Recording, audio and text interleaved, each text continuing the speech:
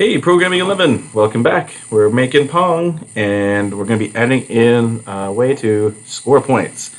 It's a little bit different than previously with the clicker game. We just clicked on the target, we got points. So now we're going to be triggering points to be gained whenever we have the ball go off the left or the right-hand side of the screen. So I'm just here in my Pong project. Am I? I'm not. I'm not in my Pong project. Here I am. Here's my Pong project. So basically, score is just going to be kept track of with variables, and we have both a left player's score and a right player's score. So we're going to have two variables for score. And I'll just take a look at that. I've already got them made, I think. I'll double check here. This is just at the main tab here. At the top where we declare variables, I've added in, here we go, left score and right score. Timer is something we'll be using later on, but we'll focus on these two variables here. So left score and right score are declared. And in the game, you're going to want to show these. I think a good thing to start off with is just using text function to put them on the screen so that you can debug it. If you build this elaborate score mechanism, but you don't know if it's working or not, it's kind of it defeats the purpose. That's the first thing we'll do. So over in the game function, I've added in a scoreboard. So it's just a matter of giving it reasonable size text and just drawing. Here's the text function, and I'm just giving it the left score variable and the right score variable. I gave it some numbers. These are actually, I guess, some math. I'm just doing 1/4 of the width for one of them and 3/4 of the width for the other one. You're welcome to position these scores wherever you want and design the scores to look however you want, as long as they're visible and clear. That's all that really matters. So I just had them at the top of the screen, kind of like the original Pong. So yeah, I'm just printing out these variables on the screen at these coordinates. And if I run it, you can see what it looks like. There you go. I got the 0 and the 0 for the score.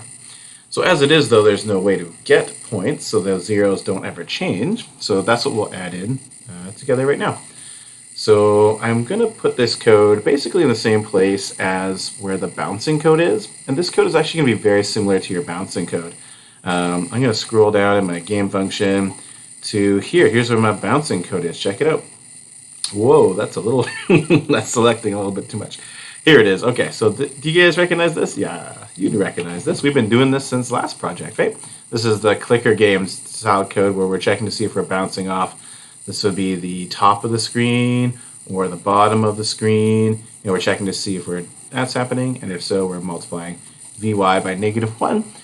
You probably have a Vx version of this as well, right? That bounces off the left and right walls. So I'm going to say delete that part of it. Delete the Vx one.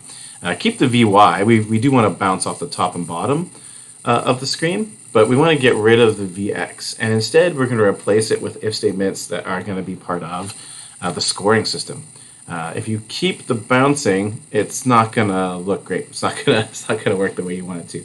So get rid of the left and right wall bounce code that has the Vx in it, and replace it with some sweet scoring code. So let's do that now. So I'm going to have, I guess, an if statement. I'll just press enter to give myself some space here. An if statement to see if I go off. I guess I'll probably do the left-hand side with you. I'll do the bouncing off the left-hand side of the screen, and I'll leave it for you guys to work on the right-hand side of the screen. So I want to check to see if the ball is going off the left-hand side of the screen. So all I'm going to do is say if the ball's x-coordinate is less than 0. That's going to be sort of the triggering of the scoring, right? So if the ball ever goes off the left-hand side of the screen. So if the ball goes off the left-hand side of the screen, it was the right player that got the score. So I'm going to increase right score. Right score equals right score +1. This is the way we've been doing it. Hey, you know what? It turns out there's actually a shortcut way to write this. This is fine. You can keep this if you feel comfortable with it and like it. But actually adding 1 to something in computer science is so common, they made a special operator just to save you from having to type this sentence out, this code sentence. It's the ++ operator. So if you do this instead, right score ++, that will just increase it by 1.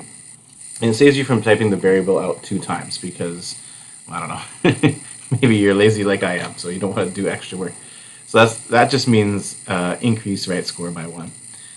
And I'm not just going to leave it like that. I just want to run this and see what that looks like. Is it working?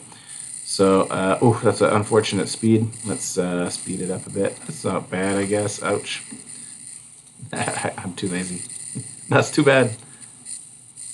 Okay, good enough. So I'm going to go off and get out of the way. The ball's going to go off and check out our score. Yeah, look at it go. It's getting a little bit out of control. And the reason is for that is, as soon as it is less than 0, it starts going up. But it's, continuing to move into the negative coordinate system, so it's going to continue going up, and all of a sudden, green has 1,000 points. So it's working. It's just we need to stop it and bring the ball back to the center. So what we'll do is reset ball X and ball Y to the center of the screen. So that's just for X is width divided by 2, for Y is height divided by 2. So let's see if that works. All right, so I'll get out of the way, or I'll try to get out of the way. Oops, I didn't get out of the way. No. Here we go. Yes. Oh, check it out. So it is, so I only got 2 points, now 3 points, now 4 points. So it's working pretty well. It's, oh, I haven't coded it for that side, so it's lost now forever. So that seems to be working pretty nicely. So I'm going to leave it for you to do the left-hand side of the screen and see if you can figure out how to get it to work for the left score. And wait, it's the right side of the screen for left score. Yeah, there we go. In addition, the other thing I'd like you to check out is the next video, where we are going to see, how it's like, it just like, as soon as it goes, oh, it's like jumps right out. As soon as it goes off the screen, it jumps right back to the center and immediately comes at you. That's a little intense, a little bit too much. So what we'd like to happen instead is for the ball to come to a rest for, maybe a second or 2 seconds. Just sit there for a bit, and then, give you a chance to work through your emotions of like, losing a point or the happiness of gaining a point. And then the ball is going to come at you after that.